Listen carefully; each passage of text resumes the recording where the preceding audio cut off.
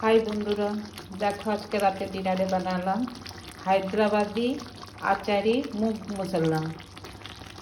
এটা তোমার প্রথমে আজকে মুরগিটা গোটা মুরগি এনেছিলাম।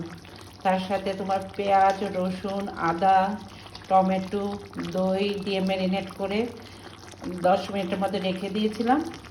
তারপরে ওটা বসানোর আগে ওটার মধ্যে আচারি যে তেল থাকে, আচারের মধ্যে আমরা যে তেলটা ইউজ করি সেই তেলটা ওটার মধ্যে দিয়েছিলাম।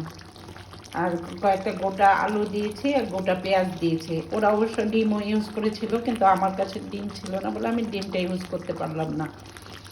কিন্তু খাওয়ার পরে মানে এত টেস্ট হয়েছে, তোমাদেরকে কী বলবো, তোমাদেরকে কড়াই থেকেই আমি শেয়ার করলাম।